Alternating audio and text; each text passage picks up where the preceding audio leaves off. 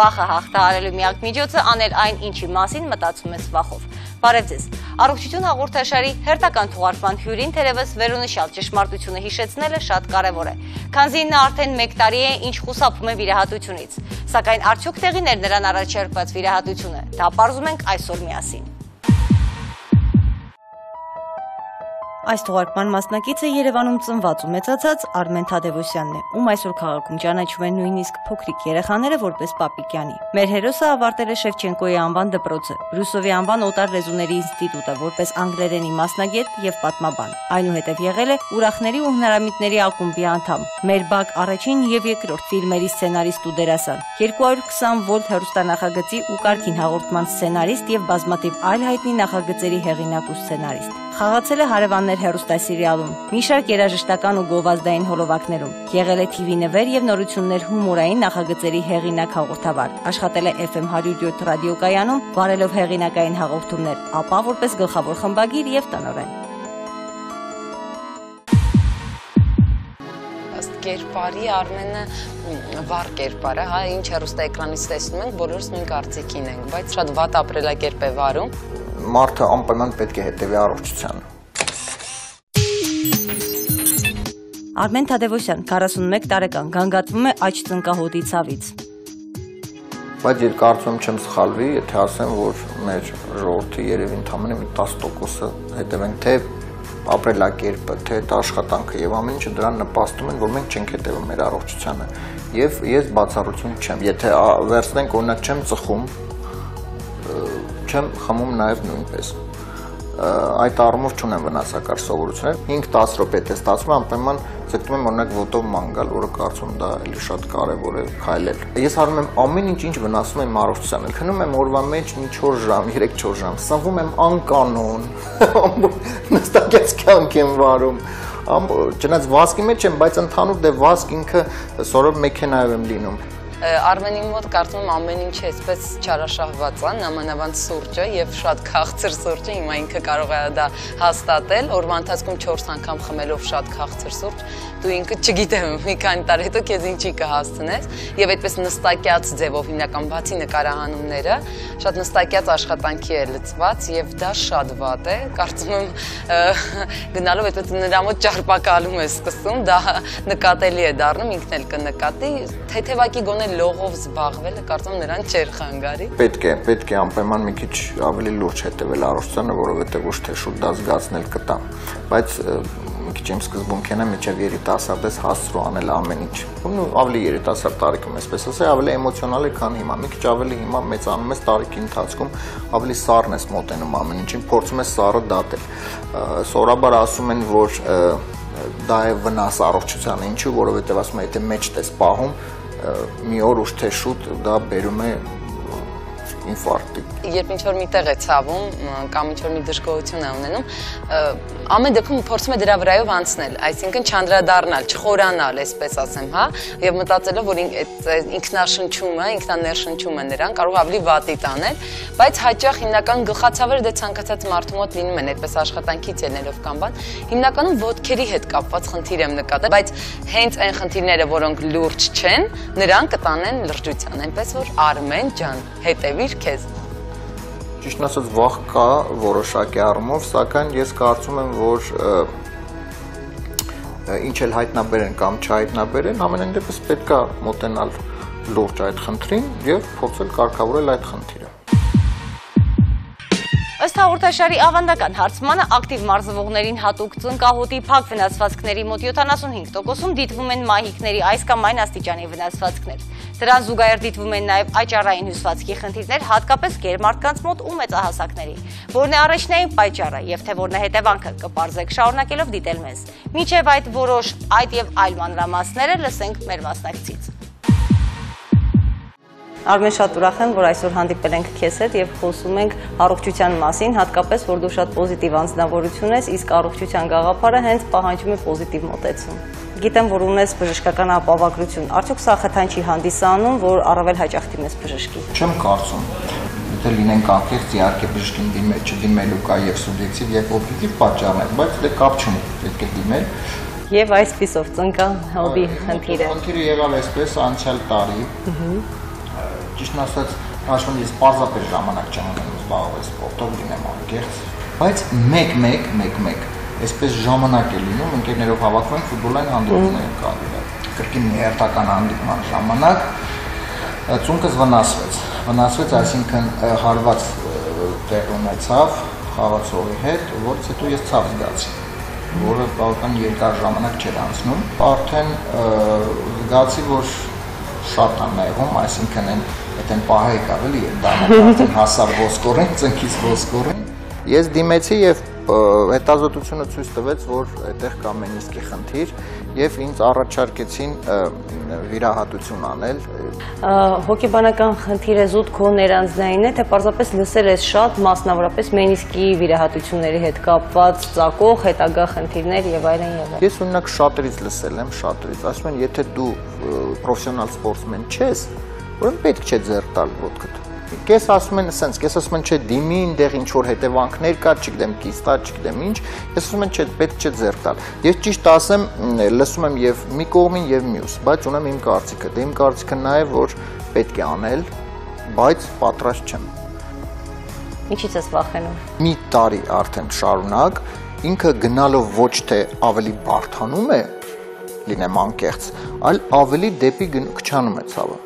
Երևի դա է ավելի շուտ ինձ մոտ դեր խաղում, եթե ինքը իրոք զգայի, որ բարդանում է եւ պետք է եւ այլ, ինքս այդ հոգեբանորենը անցնել ինձ մոտ եւ պետք է դիմել, այլ պետք է վերջ։ Օրերս հանդիպում է եղել դասընկերների հետ, որքանով հասկացա պատմությունից եւ ահա թե ինչն էր պատճառը, որ դու համաձայնեցիր մեր նկարահանմանը, որտեղ առաջարկը բավականին վաղուց է։ Հավաքվեցինք ընկերներով, դե մի քիչ ապարեցինք մեր դասը եւ այլ, դրանից հետո հենց մյուս օրը արդեն ավելի զգացնել տվեց։ Պետք է ընդհանուր մոտեցումների մասին խոսեմ։ Ամենամեծ սխալը այն էր, որ երկար ժամանակ ֆիզիկապես պասիվ լինելուց հետո հանկարծ բուրըն ֆիզիկական ակտիվություն 90 րոպե եւ այլն, դա բավականին լուրջ ծանրաբեռնվածություն է։ Անմիջապես ասեմ, որ Արմենի դեպքում համակարգային հոդային ռևմատիկ հիվանդությունների կասկած չծագեց, քանզի անցյալում նման որևէ խնդիր չի դիտվել եւ ոչ մի հոդի հետ կապված։ Չկան նման խնդիրներ նրա տոհմածառի ժառանգական պատմության մեջ։ Չեն դիտվել հաճախակի անգինաներ, որոնք հետագայում կարող էին դառնալ օրգանիզմի, այդ թվում եւ հոդերի շարակցական հյուսվածքի ախտաբանական փոփոխությունների պատճառ եւ այլն եւ այլն։ Հետևաբար հավաստի ինֆորմացիայի համար այցելեցինք նեղ մասնագիտացված կենտրոնի օրթոպեդ վնասվածքաբանի։ Ահա եւ կարեւոր հատվածները այդ հանդիպումից։ Չնայած նրան, որ ասում են այս վնասվածքը պրոֆեսիոնալ սպորտսմեններին է, բայց այնուամենայնիվ ինձ եկավ կպավ, ֆուտբոլային խաղ ենք խաղում, ընկերական հանդիպում եւ ծունգս վնասեցի, ուզի արեցին եւ պարզվեց, որ մենիսկի վնասվածքի խորհուրդ տվեցին վիրահատություն անել։ Խոսապն վիրահատություն, սա դեռ հոգեբանորեն պատրաստ չեմ եւ այդպես մի տարի ինքը զգացնել է տալիս այդ ցավերը, գիտեք ոնց է հիմնականում եթե երկար կանգնած եմ լինում ոտքերիս վրա, ծալելը դժվար է լինում։ Եվ եթե երբեմն նագրոսկա եմ տալիս, այսինքն մի քիչ մյուս օրը դրա հաջորդ օրերը ինքը զգացնել է տալիս ցավերը ծնկից։ Եվ գիտեք երբեմն ինչ է լինում, այդ ծնկից մասը հենց ցավացող ծնկի կողմը ոնց որ զգամ որ վառվում է, այսպես։ Այլոց զգացում է երբեմն լինում, այս վերջերս է իմ դեպքում։ Ամբողջ ծնկահոտի մակերեսով։ Չէ, ինքը մի քիչ երևի կողքի մասով, այսինքն ծնկի, հա, դրսեն այսպես ոնց որ ինքը այդպես լավ վառվի է, այսպես։ Դա այդպես բանել եմ զգում։ Ինչ որ իրավիճակի հետ պայմանավորված է։ Չէ, պարզապես կարող եք նստած եմ աշխատում։ Ձեր մոտ առաջացավ վնասվածքը ֆուտբոլ խաղալիս վայր ընկնելու հետևանքով թե հարվածի։ Ռուբեն Գալստյան, բժշկական գիտությունների թեկնածու, օրթոպեդ վնասվածքաբան, վնասվածքաբանության եւ օրթոպեդիայի գիտական կենտրոնի փոխտնօրեն։ Մենք հարվածեցինք երկու խաղացողների հետ եւ ծունկս ոնց որ կպավ իր ծնկին։ Դրանից հետո ոտքը այտուցվել էր ծնկան հոդը։ Չէ, գիտեք, չէր այտուցվել։ Չէ, ուղղակի ցավ էր։ Իսկ աստիճանաբար ցավերը նվազում են թե աճում են։ Այդ մի քիչ նվազել է իհարկե, բայց ինքը զգացնել է տալիս։ Այդ նկարահանումների ժամանակ անգամ եթե մի քանի ժամ ես կանգնած եմ լինում, անշարժ, այդպես է պետք, համարյա անշարժ, դրանից հետո օրինակ շատ էլ եմ ասում, ոտքս դժվար է, մի քանի անգամ պետք է ծալեմ, նոր ինքը բացվի։ Բժիշկ մենիսկի վնասվածքին առհասարակ որ գանգատներն են առավել բնորոշ։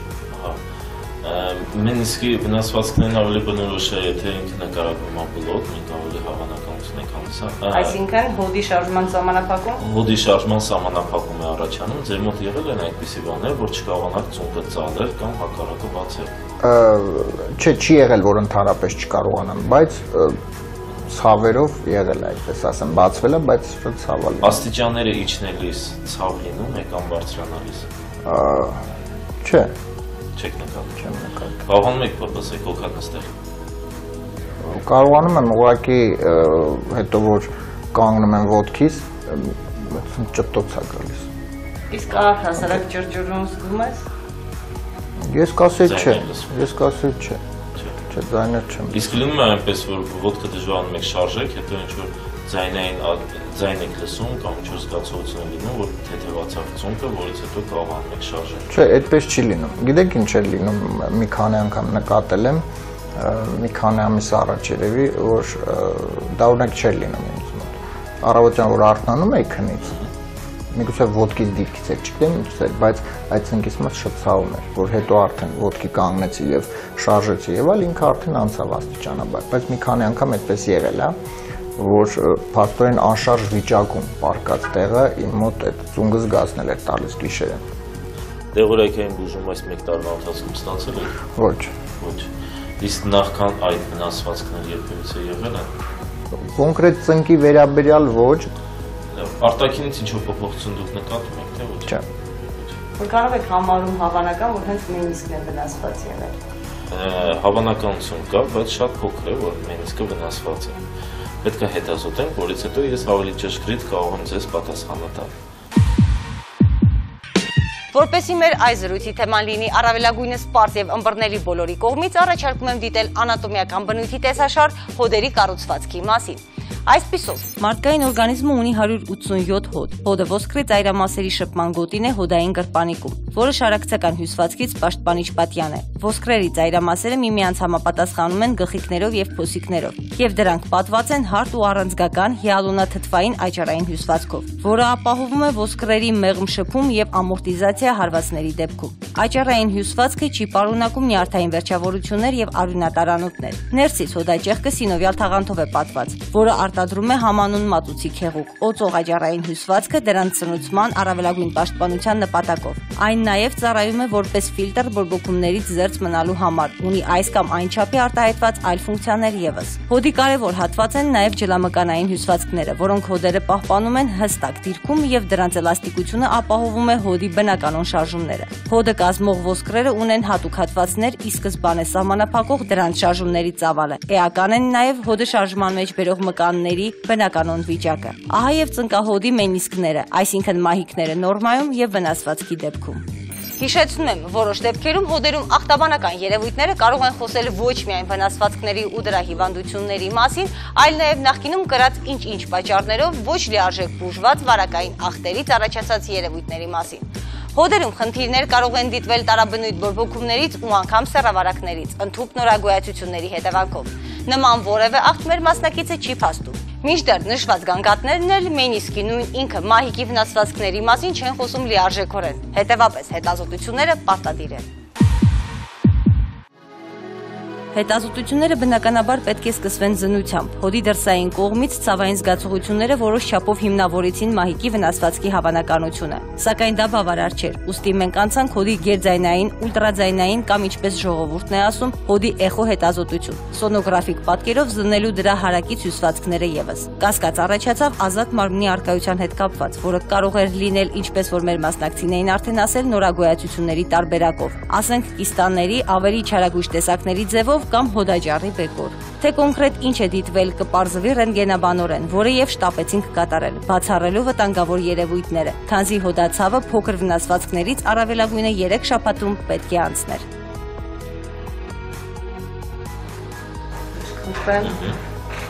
Մեր մեկնաբանենք, որպեսզի ավելի պարզ լինի մեր մասնակցի համար։ Այսպեսով հետազոտությունը տալիս է սոնոգրաֆիկ, որ կա մնացորդային երևույթներ սինովիտի, մնացորդային վնասվածքից այո, եւ հնացած վնասվածք դրսային մենիսկի, որոշակի էքստրուզիվ։ Նաեւ նկարագրվում է խոնդրոպաթիա, այսինքն աճառային հյուսվածքի դեֆեկտ, ծնկոսկրի վերին բևեռի շրջանում։ Ինչ վերաբերվում է ռենտգենաբանական հետազոտությանը, ավելի փափուկ նկար է վերցրած, ծանրաբեռնվածության տակ է կատարված, որպեսզի ինքը ավելի ճշգրիտ մեզ ինֆորմացիա տա, թե արդյոք մենիսկի վնասում կա կամ դեֆորմացիաներ որոշակի չափով սեղմվածության ժամանակ, թե ինչքան է ինֆորմատիվ ինքը։ Մենք այսպես նայելով նկատում ենք, որ ընդհանրապես ոչ մի փոփոխություն ձեր ծնկահոդում չկա։ Այսինքն ռենտգենաբանորեն խնդիր չկա, բայց ռենտգենում մենք չենք կարող տեսնենք մենիսկը եւ աչառային հյուսվածքները։ Սոնոգրաֆիկ եւ մեր զննմամբ հավանականությունը բավական բարձր է, մոտավորապես 80-85% ճշգրտություն կարող ենք մենք ասել, որ մենիսկը վնասված է, սակայն մենք լիարժեք հստակ չենք կարող ասենք, որպեսզի լիարժեք հստակ պատկեր ունենանք, թե ինչ է կատարվում ձեր ծնկահոդում, ես խորհուրդ եմ տալիս կատարել դիագնոստիկ արթրոսկոպիա։ 2-3 անցքերի միջոցով ծնկահոդի մեջ անց ենք ասնում գործիքները, դրանց միջոցով մենք կարողանում ենք մինչև 8 անգամ մեծացված հյուսվածքները տեսնել, հետազոտել, թե որ հատվածում ինչ է վնասված, եթե ասենք վնասված է մենիսկը, ինքը այն հատվածում է վնասված, որը հետագայում կպնելու հավանականություն կա, մենք իրան կարում ենք։ Եթե ինքը վնասված է այն հատվածում, որ կոչվում է սպիտակ զոնա, որտեղ արյան սնուցում գոյություն չունի, մենք իրեն հեռացնում ենք եւ դուք ամբողջովին վերադառնում եք ձեր առողջ ապրելակերպին։ Ոչ։ Որքան է դա տևում, ինչ է իրենից ենթադրում, անզգացում եւ այլն եւ այլն, ինչ վերականգնող կաշուչան։ Արթրոսկոպիկ միջամտություն դա անցավ պրոցեդուրա է, եթե հակացություններ չկան ողնուղեղային անզգայացման։ Այդ ժամանակ դուք ցավազրկված եք լինում, ստորին վերջույթները ընդհանրապես չեք զգում եւ մենք գործողությունը կատարում ենք։ Գործողությունը տևում է մոտավորապես 1 ժամ, մինչեւ 1 ժամ, որի ընթացքում մենք կարողանում ենք հայտնաբերել պաթոլոգիան եւ տեղում շտկել այն։ Ենթադրություններ ունես, որքանով առողջ ողնաշար ունես եւ հնարավոր է լինեն հակասություններ իրեն դեպքում։ Ես կարծում եմ ոչ, ողնաշարել երբևէ խնդիրներ չեմ ունեցել։ Բժիշկ, արդյոք արթրոսկոպիայից առաջ հետազոտություններ չեն ենթադրվում։ Պարտադիր պետք է հետազոտություններ իրականացվի, քանի որ մենք չենք կարող ոտքը առանձնացնենք օրգանիզմից, իրեն վիրահատենք, ամեն ինչը կապակցված է, այդ իսկ պատճառով մենք ուզելու ենք հետազոտություններ, արյան ընդհանուր բիոքիմիական հետազոտությունները, մեզի ընդհանուր հետազոտությունը, էլեկտրոսրտագրություն եւ կրծքավանդակի ռենտգեն հետազոտություն։ Եթե հանկարծ մենք հայտնաբերում ենք ինչ-որ խնդիրներ կամ ինչ-որ բաներ, կապնվում ենք այն մասնագետների հետ, որոնք զբաղվում են ձեր այդ պաթոլոգիաներով, որոնք հայտնաբերվել են։ Եթե մենք արթրոսկոպիկ միջամտություն ձեզ իրականացնում ենք, միայն մենիսկի խնդիրներ լինում, մենք հաջորդ օրվանից ձեզ թույլ ենք տալիս քայլել, սակայն 10 օր հետո նոր թույլ ենք տալու ծունկը ծալել։ Եթե հայտնաբերում ենք, որ նաև կա աչառային հյուսվածքի վնասվածք, ապա մոտավորապես 10 օր թույլ չենք տալու ծնկան հոդի վրա ծանրաբեռնվածություն, իսկ 3 շաբաթ հետո թույլ ենք տալու ծունկը ծալել։ Եթե մենակ մենիսկի խնդիրն է լինում, ապա այդ ժամանակ 10 օր հետո դուք նույնիսկ ակտիվ կյանքին կարող եք վերադառնալ։ Պատկերացում կազմելու համար արթրոսկոպիայի մասին այս պահին ցուցադրում ենք հատվածներ արթրոսկոպիկ միջամտությունից, որտեղ մեր մասնակցի նույն գանգատներով հիվանդի մոտ չհայտնաբերվեցին մահիկների ու աչառային հյուսվածքի ենթադրվող վնասվածքներն ու զգալի փոփոխությունները։ Փոխարենը բացահայտվեց կապանի պատրվածք։ Սա եւս մեկ անգամ հաստատում է նման հետազոտության անհրաժեշտությունը հստակ եզրակացություն կազմելու համար։ Իսկ հարկ եղած դեպքերում միևնույն ժամանակ համապատասխան վիրաբուժական օգնություն ցուցաբերելու նպատակով։ Մեր մասնակցին տրվեց նաև բացառիկ հնարավորություն դիտել հատվածներ օրթոպեդիկ վիրահատությունից, տեսնել օգտագործվելիք սարքավորումները եւ այլ պայմանները, քանզի դա էական է նրա համար գոտեպնդվելու նպատակով։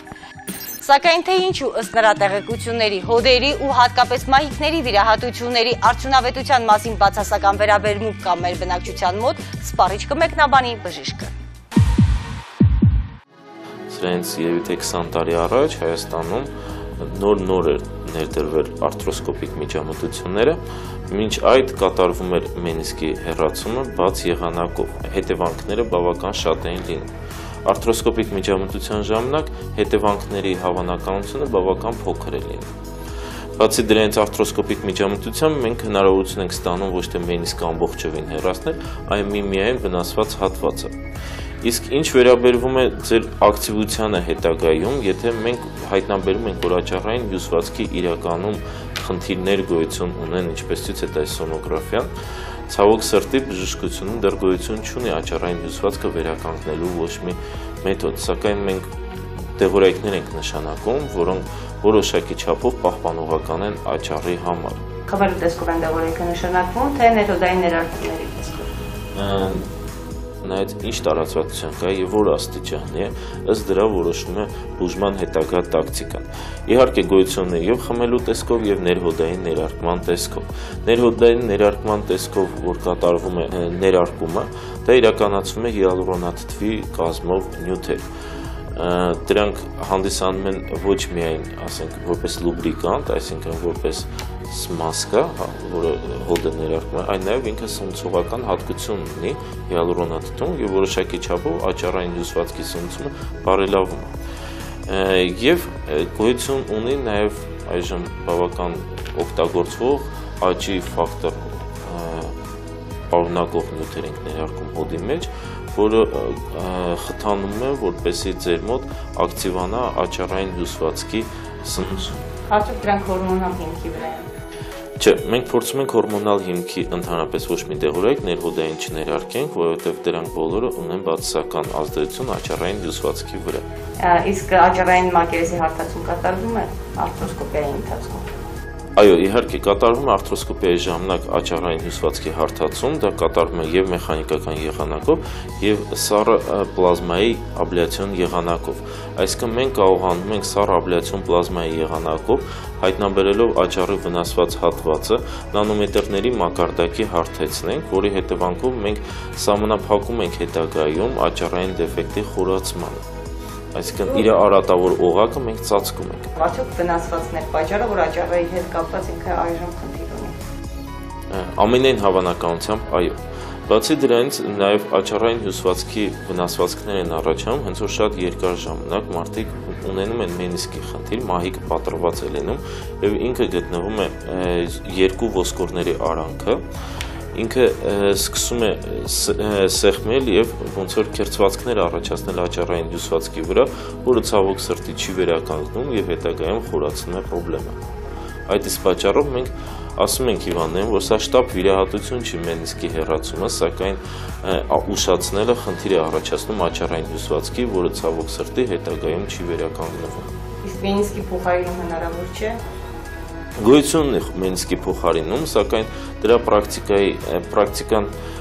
իրականացում է միայն ֆուտբոլիստների եւ պրոֆեսիոնալ սպորտսմենների, որոնց անհրաժեշտ է ծնկահոդի ստաբիլություն, կտրուկ շարժումների ժամանակ։ Եթե մարդը զբաղվում է ոչ պրոֆեսիոնալ, ասենք սիրողական սպորտով է զբաղվում, մենք դրա անհրաժեշտություն չենք գտնում, որովհետև արհեստական մենիսկների կիրառումը ինքը դեռևս չի իրեն արդարացնում, ինչպես նաև դիակներից վերցրած մենիսկները, որոնք տեղափոխում ենք, դրանք դեռ չեն արդարացնում այնքան, որ շատ երկար տարիներ ծառայեն։ Իսկ մենիսկի հեռացումը, եթե ինքը պատրված է, միայն պատրված հատվածը, ձեզ հետագայում ոչ մի մնացորդային երևույթներ եւ ցավեր չեք ունենա։ Նորություն չէ, որ հենաշարժական համակարգի ախտահարումների պարագայում բուժական ծրագրում զգալի դերակատարություն ունեն նաև ֆիզիկական ակտիվության չափավորությունը, կազդուրիչ սննդակարգը եւ առհասարակ կենսակերպի փոփոխությունները, իսկ մեզանում նաև գերագնահատում կա խաշի արդյունավետության առումով։ Այս ամենի մասին մանրամասները լսենք բժշկի մեկնաբանությամբ։ Եթե աճառի ձևափոխություններ ենք մենք հայտնաբերում, ինքնըստինքյան մենք չենք թողում շատ խիստ ծանրաբեռնվածություն, ակտիվ սպորտով զբաղվել, խոր չենք տալիս, ավելի շուտ ու որոշակի չափով չենք ծանրաբեռնվածություն, այսինքն ծանրություն բարձրացնել եւ քաշը ավելացնել մենք արգելում։ Այդ դեպքում ինչպես քաշի դեմ պայքարը։ Եթե ֆիզիկական ակտիվություն քաշի դեմ պայքարելը բավական դժվար է, դրա այդ իսկ պատճառով գոյություն ունեն դիետոլոգներ։ Արդյոք լողը օգտակար չի լինի, գոնե լողը արմեն։ Միանշանակ լողը մենք օգտակար ենք համարում, նույնը որոշ սպորտաձևեր, ֆիզկուլտուրան մենք համարում ենք, որ օգտակար է։ Ինչու՞մն է օգտակարությունը հանդիսանում, որ ոսկորը, որի միջոցով նաև սնվում է աճառային հյուսվածքը, սնվում են մկանների մկանների շարժունակությամբ, то есть արյան շրջանառությունը լավանալով, լողի ժամանակ եւ այլն, մկանային արյան շրջանառությունը լավացնելով այդ նպատակով, մենք նաև որոշակի չափով լավացնում ենք սնուցումը աճառային հյուսվածքի։ Այդ իսկ պատճառով, հենց որ մենք հայտնաբերում ենք խոնդրոպաթիաներ, աճառային դեֆեկտներ, մենք առաջարկում ենք, որ պետք է զբաղվել լողով, որը հավասարաչափ զարգացնում է մկանային համակարգը եւ բավական լավացնում է սնուցումը աճառային եւ ոսկրային հյուսվածքների։ Խաշը ոչ մի ազդեցություն չունի ոչ աճառային, ոչ ոսկրային հյուսվածքի վրա, քանի որ այն նյութերը, որոնք անհրաժեշտ են, շատերին թվում է, թե դա էֆեկտիվ է, ինքը չի ներծծվում ստամոքսաղթիկային տրակտով եւ էֆեկտիվություն ընդհանրապես չունի։ Այսինքն շատերը մտածում են, որ ինքը կոլագենով հարուստ սնունդ է, սակայն դա չմարսվող սնունդ է մեր կողմից, այդ կոլագենը, եւ նա չի կարող փոխարինի եւ ձեզ օգտակար լինի ձեր աճառին եւ ոսկորներին։ Քանի որ ոսկորները եւ աճառները մեր մոտ համակապակցված են իրար հետ, մենք չենք կարող առանձնացնել ոսկորը եւ աճառը։ Իսկ մեզ միշտ անհրաժեշտ է եւ ոսկորը սնուցումը լավացնել եւ աճառը։ Ձեր տարիքային տարիքը չի, որ կալցիումի պակաս մենք հայտնաբերենք ձեր մոտ կամ ինչ-որ բան, որպեսզի ձեզ նշանակեն կալցի պրեպարատներ։ Սննդակարգում մենք առողջ սննդակարգն ենք ընդունում, այսինքն վիտամիններով հարուստ սնունդ է, որը որոշակի չափով օգնում է, քանի որ ավիտամինոզների ժամանակ խորացումը աճառային ձևափոխությունների բավական մեծանում է։ Բացի դրանից ես ուզում եմ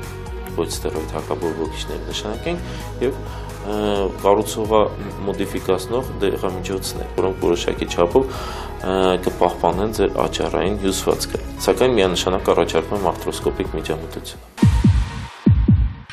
Հիշեցնեմ նաև մեր հեռուստադիտողներին, որ աճառի որակազրկումը, մաշվածությունն ու ախտաբանական ձևափոխությունները զարգանում են գրեթե բոլորի մոտ անխուսափելիորեն տարիքի ու հենաշարժական համակարգի այլ հիվանդությունների հետ զուգընթաց։ Հատկապես անառողջ կենսակերպ, սննդային սովորություններ, ֆիզիկական գերծանրաբեռնվածություն կամ բացարձակ պասիվություն ու վնասակար սովորություններ ունեցողների մոտ։ Սովորաբար աճառի անհարթությունները որպես աղային կուտակումներ են մեկնաբանվում եւ լավագույն դեպքում որևէ օգուտ չունեցող բնական միջոցներ են կիրառվում։ Մինչդեռ դրանց հիվանդությունները շատ տարբեր են եւ թեպետ եւ պահանջում են հիմնականում միանման հետազոտություններ, այսուհանդերձ բուժական ծրագիրը բացարձակապես տարբեր է։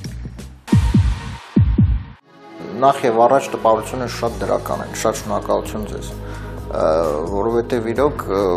ձեր հաղորդաշարի շնորհիվ ես կարողացա պարզել, թե վերջը ինչ է կատարում իմ ծնկի հետ եւ արդեն պլանավորել իմ հետագա քայլերը եւ առանձնատուկ շնորհակալություն եմ ուզում հայտնել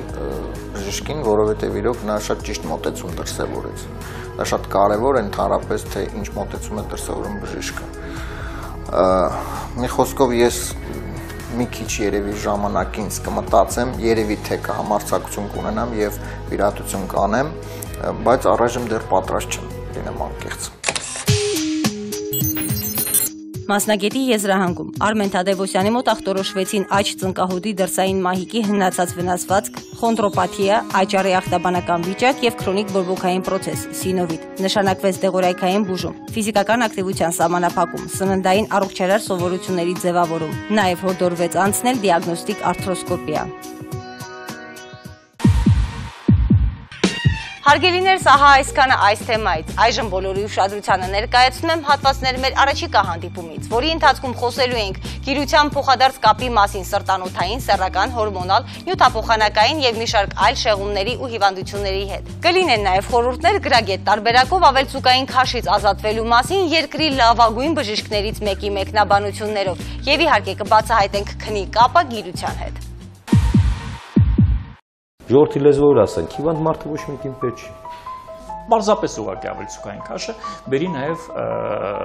սրտամկանի գերաճի։ Հետազոտությունը հնարավորություն է տալիս գնահատել ինչպես կենտրոնական զարկերակներում ճնշումը, գնահատել պուլսային ալիքի տարածման արագությունը եւ գնահատել զարկերակների միջին տարիքը։ Ինչքանում են նրանք փոփոխված, ինչքանում են ախտահարված եւ ըստ դրա նորից եւս մեկ անգամ վերագնահատել ռիսկերը սրտանոթային հիվանդությունների առաջացման, ինչու՞ չէ նաեւ մահացության ռիսկերը։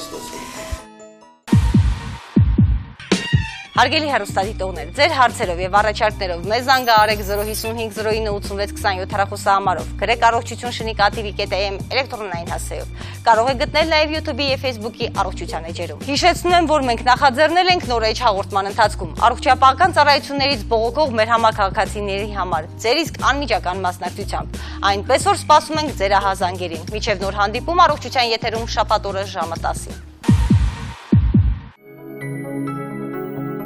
Վնասվածքաբանության եւ օրթոպեդիայի գիտական կենտրոն